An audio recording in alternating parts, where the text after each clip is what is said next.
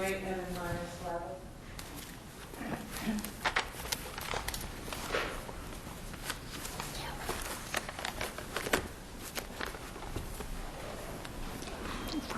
Thank you.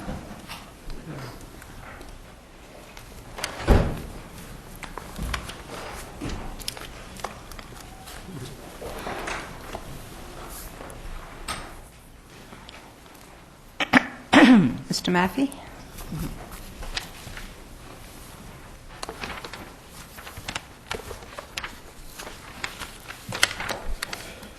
Good morning. My name is Tom Maffey, and I represent Evan Slavitt, the respondent in this matter. Mr. Slavitt asked me to inform the court that he's not here today, not through any lack of interest in these proceedings, but as a result of a personal matter. His family is here in his stead. This is, I think, among the most serious of responsibilities that this court discharges in its responsibilities over lawyers in Massachusetts. And in this case, the only issue here is whether there was substantial evidence to support the finding that Mr. Slavitt deliberately lied in an affidavit that was submitted in the Superior Court in support of a motion to dismiss him as a defendant in a legal malpractice case. For the most part, every one of the key facts that are in this record that make a difference to the result are stipulated. Mr. Slavitt has been a member of the bar since 1983. He was suspended. His suspension began last September. He served in the Justice Department in Washington. He served in the United States Attorney's Office here. Mr. Maffey, let me ask you a question. You cite several cases that involve shorter suspensions for attorneys who made misrepresentations on letters to the Board of Bar Examiners. Yes, Your Honor. But they didn't also involve a false statement in an affidavit, though, did they? That's correct, Your Honor. There are only, as far as I could tell, 4 cases that involve misrepresentations on bar applications. They all involve misrepresentations by the applicant himself, and some of them do have aggravating circumstances.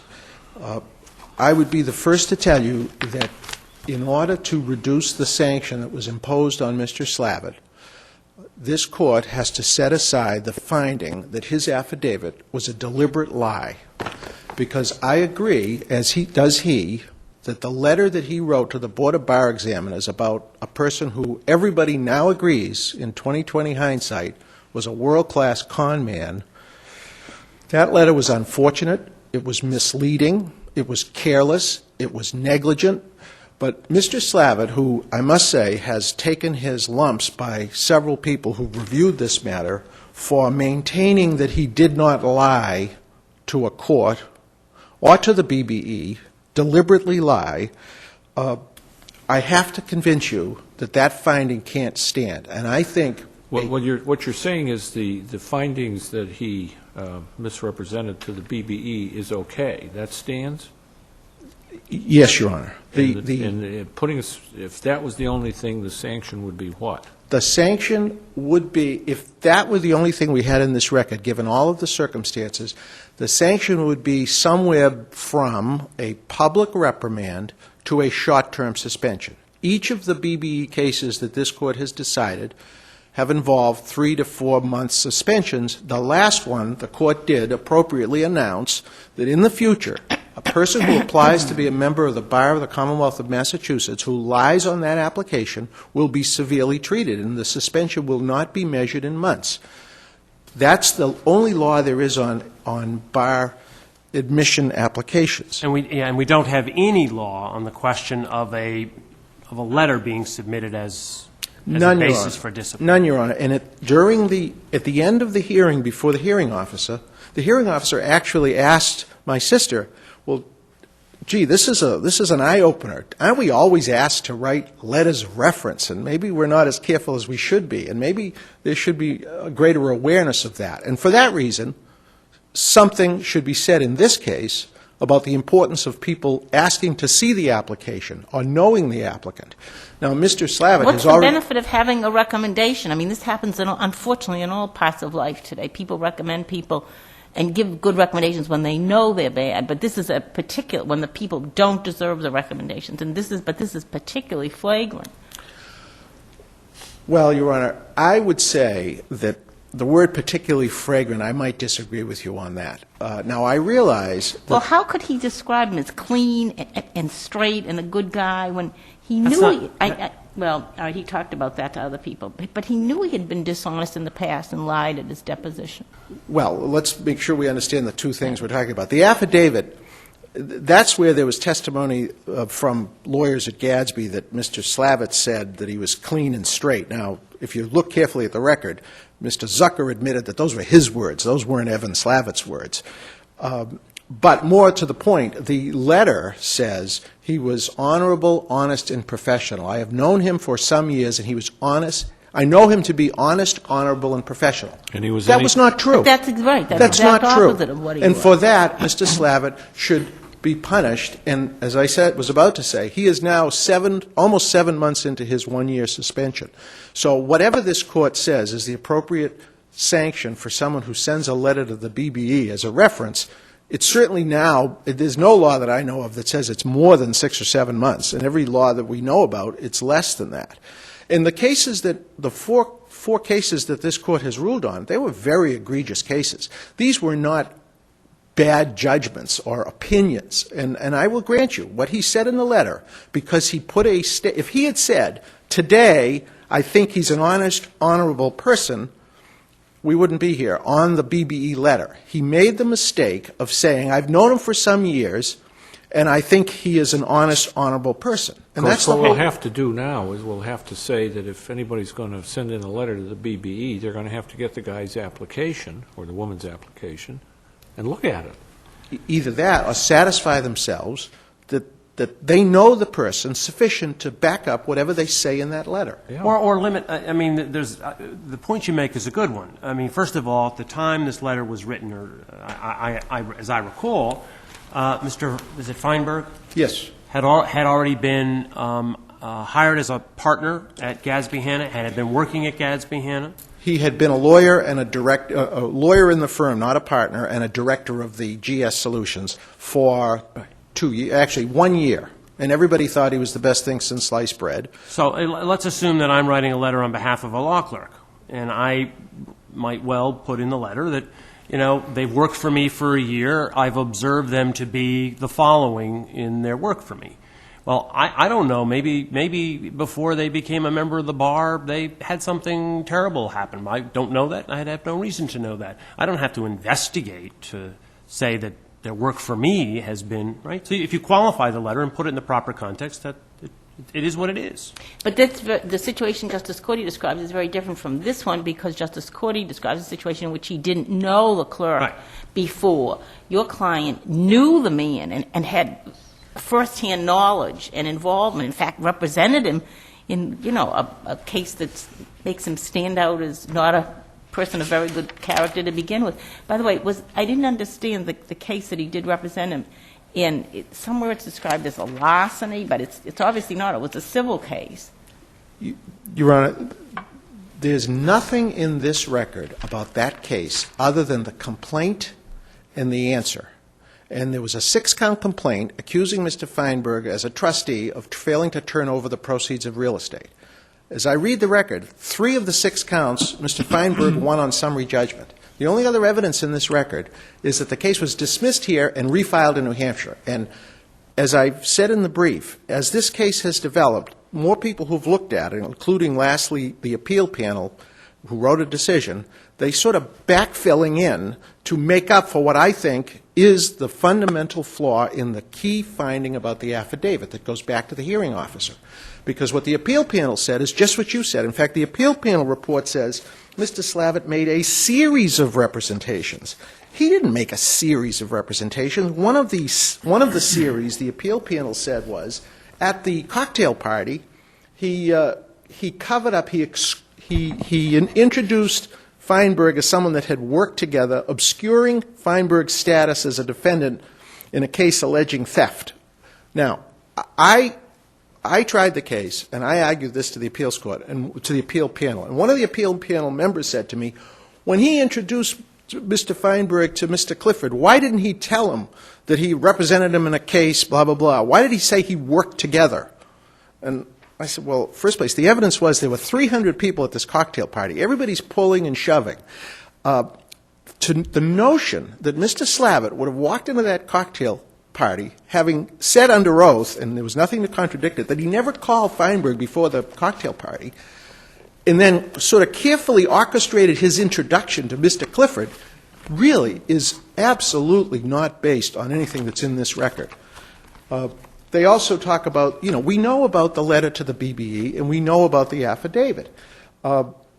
Those are the two misrepresentations. Yet the appeals panel says Mr. Slavitt engaged in a series of misrepresentations. I mean, not to say anything about the fact that the appeal panel is not the party who makes the call on what's in the record. What did he say in the affidavit? You want to help me out on that Sure. again? He said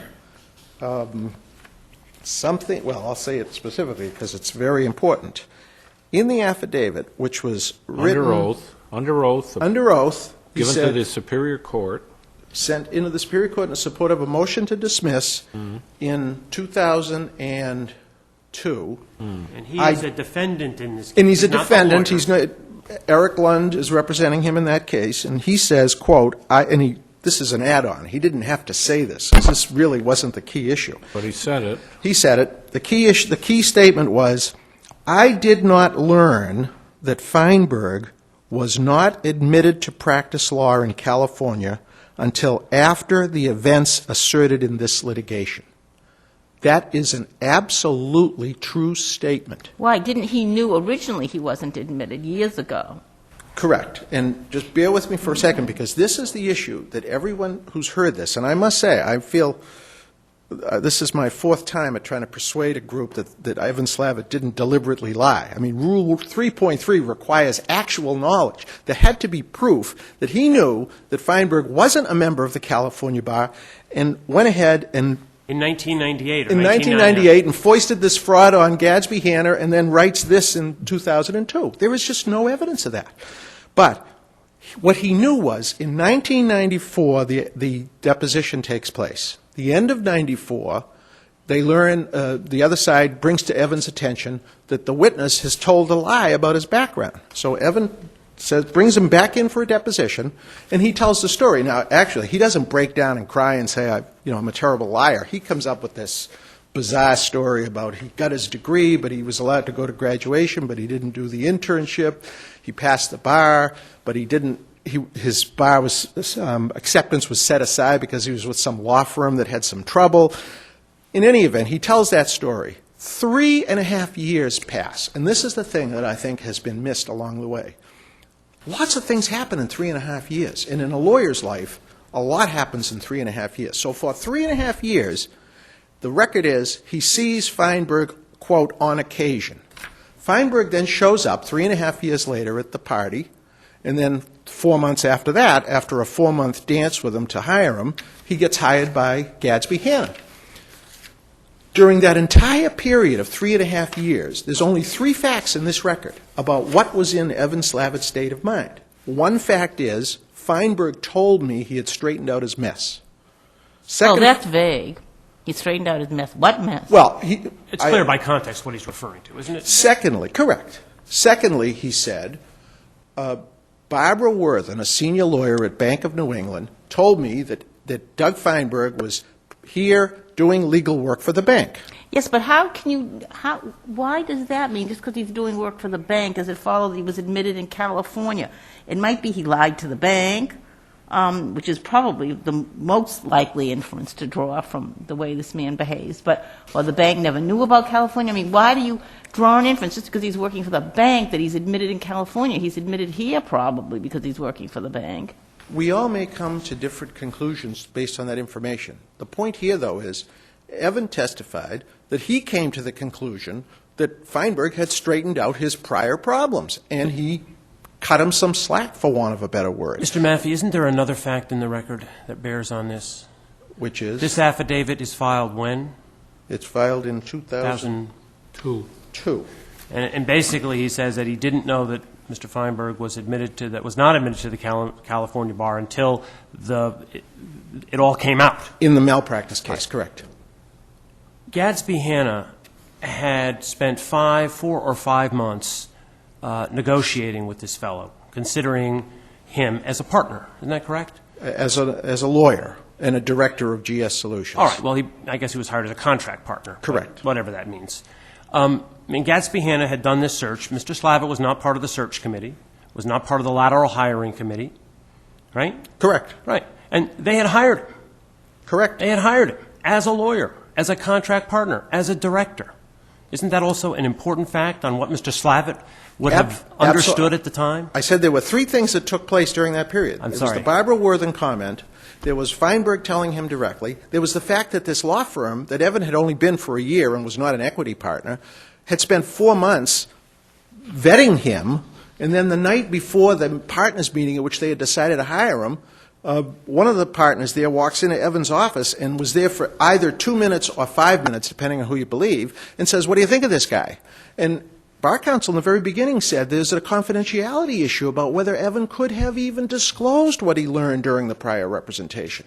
So Evan says, I say he's a good guy. There's a 4th factor. This fellow, it does seem clear that his wife had cancer and he adopted her troubled son. Now, the hearing officer said, well, that's no excuse for lying. It wasn't offered for that. But when you step back, put yourself in Evan Slavitt's mind, what was he thinking to cut him the slack he cut him? That's what's at the heart of the affidavit. The affidavit basically says, I knew at one time in 1994 that he lied about his background. Then I didn't see him a lot for 3.5 years, and then I learned these 4 things, and I took him at his word. So I sort of unlearned the bad stuff, and then, God forbid, I learned, along with everybody else, 2 years later, that he was a massive fraud. So, when the hearing officer says it's unreasonable to think that it was unreasonable for Evan Slavitt to have think that Mr. Feinberg could, quote, somehow have gotten admitted in California, well, that's like saying, an alcoholic can never go straight, a drug addict can never go straight. People change, 3.5 years. Barbara Worthen didn't testify. The burden was on Bar Counsel to bring in some evidence. There was no evidence other than the hearing officer saying, I just don't believe him, which, as this Court knows, doesn't establish the opposite as true. Mr. Maffei, I know you've sat patiently the whole morning, and this red light has been flashing more this morning than at any other time, but your time is up. Could I just add one other point, which in going through the literally dozens Answer is really no, but if you make a really short one. Very short. Of the dozens and dozens of cases on misrepresentation by this Court, it is the case that every single one of those cases involves facts that are clearly knowable and facts that are clearly that you can tell whether and you can determine whether they were true or false. Did the lawyer have a record? Did the lawyer falsify someone's signature? Those are the facts. Those are the false misrepresentations that 3.3 often deals with. Here, given this flimsy record, to have taken his license away for a year, I think just was not supported by the substantial evidence that must be there to do that. Thank you. Thank you, Mr. Maffei. Ms. Vecchione?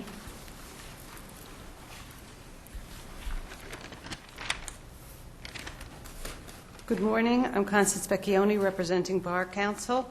As this Court is aware, under matter of wise and other cases, the standard of review applicable to the Board's finding is whether there is substantial evidence to support those findings.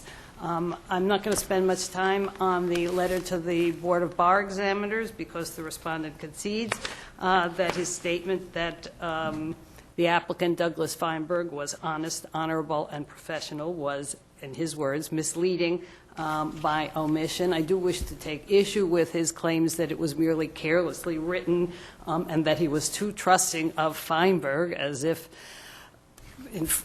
implying, I guess, that if Feinberg had cleaned up the California situation that would have made him honest, honorable, and professional. What the respondent is ignoring is that under Rule 401, Section 8.4, in cases such as Abbott and Hatchie, the hearing officer is the sole judge of credibility, and here the hearing officer found that the respondent knew when he wrote the letter that it was not true, that he knew that Feinberg was not honest, honorable, and professional.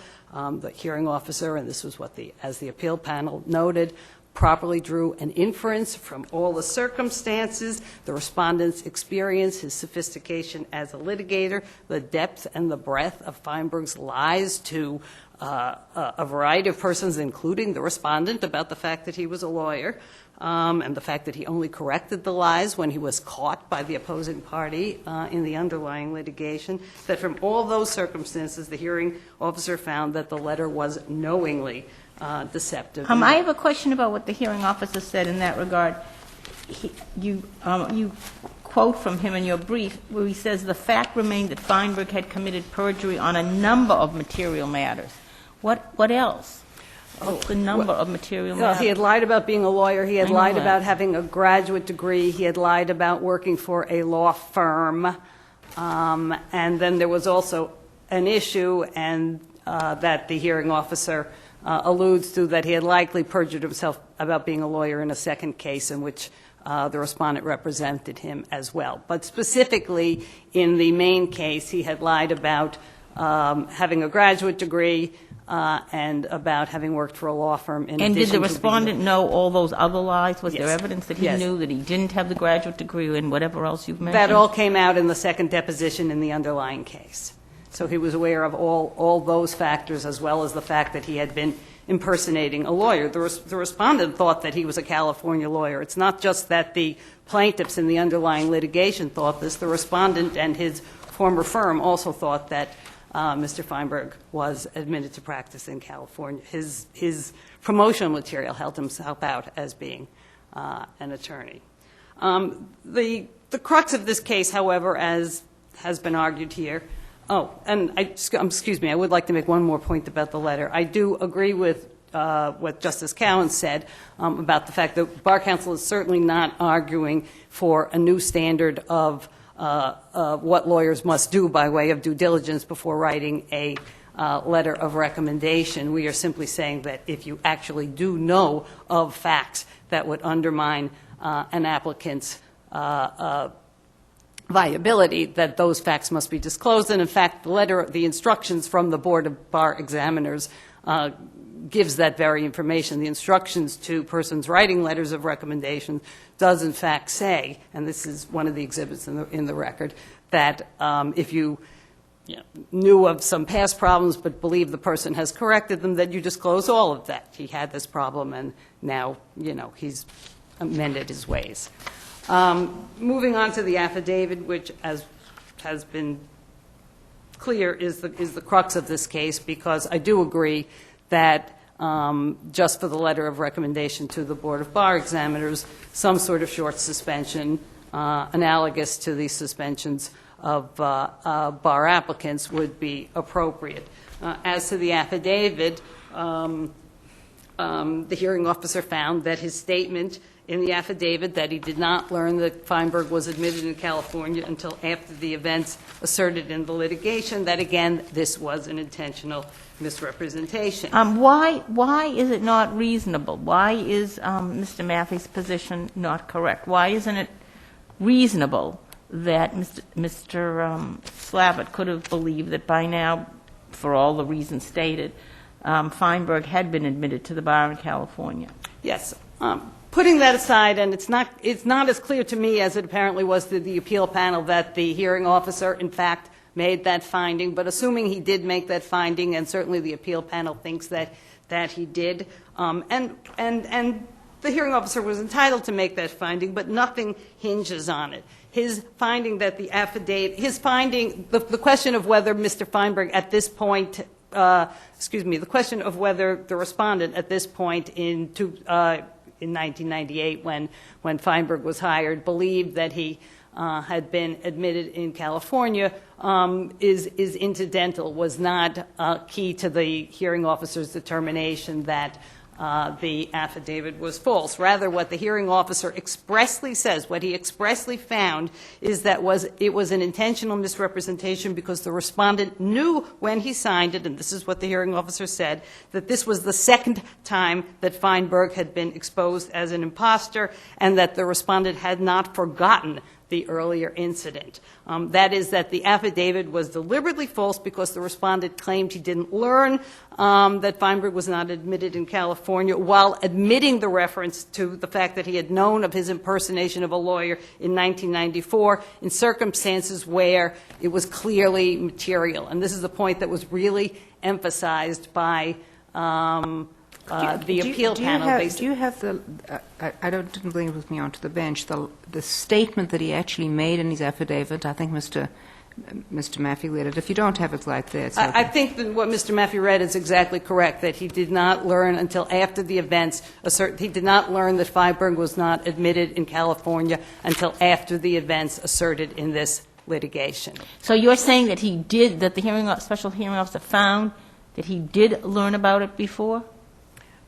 What the hearing officer found is that this statement was, and the hearing officer's words were, at the very least, a misrepresentation by omission, that he omitted facts from which you would tend to assume the non-existence of an undisclosed fact. But let's assume that Mr. Slavitt believed that somebody had in fact been admitted to the bar after 1994. I understand, yes. Right? So he believes it. I understand. And I'm saying that the hearing officer's decision in this respect, that it was an intentional misrepresentation, doesn't turn on that one way or the other. He's saying that even if he believed it, this statement was not true because he's omitted. Oh, but that can't possibly be right. How can that possibly be right? The only issue in this case was in the case we're talking about, he's a defendant. The case is whether he supervised this person while he worked at the firm on the plaintiff's account. And the affidavit goes to that. Did I know while I supervised him that he was not a member of the California bar? Well, it doesn't matter what he knew in 1994, does it? Well, the appeal panel felt that it did, and so did the hearing officer. But the appeal panel, in fact, glosses. I mean, that's why I think you have to look at what the actual affidavit says, because the appeal panel said that the respondent knew all along that about 4 years beforehand, Feinberg had fraudulently held himself out as a licensed attorney at law and had committed perjury because, fine. Despite that, he recommended him. Well, there's some dispute about that. But why does that go to whether the affidavit is deliberately false? Because it is a misrepresentation by omission, or what we would call literal truth in a situation. But not as to what it's relevant to, because if it's relevant only to what he knew in 98, it doesn't matter what he thought before. Well, bar counsel would argue, and the hearing officer and the appeal panel, and obviously the board, all felt that the 1994 information was relevant. But that's not what the board said. What the appeal panel, I'm looking at the appeal panel at the moment, said, he did not disclose what he knew about Feinberg when he gave those recommendations, or when, after the discovery, the respondent filed an affidavit with the Massachusetts courts swearing that he did not know until sometime after 1999. That's not the evidence. The evidence is what he swore to was that at the time of the litigation, in other words, he assumed, I assume, according to Mr. Maffey, that the Feinberg had been admitted. And so simply that statement is not consistent with what the affidavit itself says. I agree with you that that statement may not be artfully written, but what do you mean artfully written? I mean, we've got an affidavit. You've got a claim, which you say everything hinges on, that I think you have to look at the appeal panel's discussion of the context, because Mr. Maffey had been arguing that this statement was true in context. And when you look at what the appeal panel says about the context, they point out that the legal malpractice claim in which the affidavit was filed alleged, as you've just said, that he had negligently supervised someone who was held out to be, but in fact was not an attorney. And then they go on to say, so the respondent's knowledge of Feinberg's 1994 fraud and perjury was obviously material, and But the it's also respondent the knew case, that. Ms. Vecchione, and maybe one can almost take judicial notice of it, that standard operating procedure when you are hiring somebody as an attorney at a firm or hiring them, in a corporate counsel's office or hiring them at the Supreme Judicial Court is to say, give me your admission papers. Well, in this instance, what the testimony was that they asked the respondent, was that the firm asked the respondent, who purported, as you may recall, to have worked with Feinberg. He never told anyone in the firm. He was never asked, well, can you certify that this person is a member of the bar in California? That is correct. He was never asked that. And trust me, a firm like this doesn't just go to somebody, one of their partners, and say, so you're sure he's a lawyer out there in California, right? That's not how they hire contract In partners. fact, that's what they did.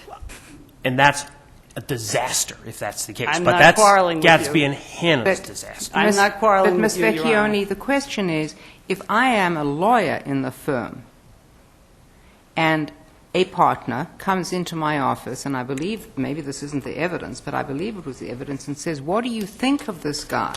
That is not saying, do you know whether or not he's a lawyer? It's, what do you think of the guy? I understand what you're asking, Your Honor, but I think that to the extent that what Mr. Slavitt, what the respondent knew about Mr. Feinberg, was so devastating in terms of his past history, that to simply give him a nothing but positive recommendation. But that's as between Gatsby and Hannah and Mr. Slavitt, right? That's not as to whether Mr. Slavitt knew at the time or could reasonably assume that the normal hiring process of a major law firm would include checking out references.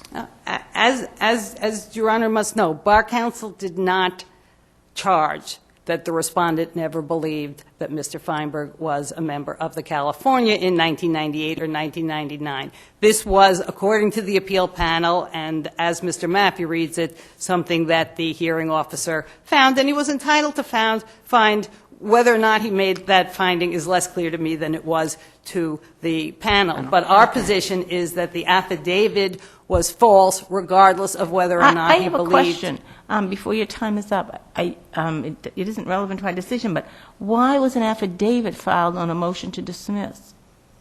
Usually motions to dismiss, the rule is they decided on the pleadings.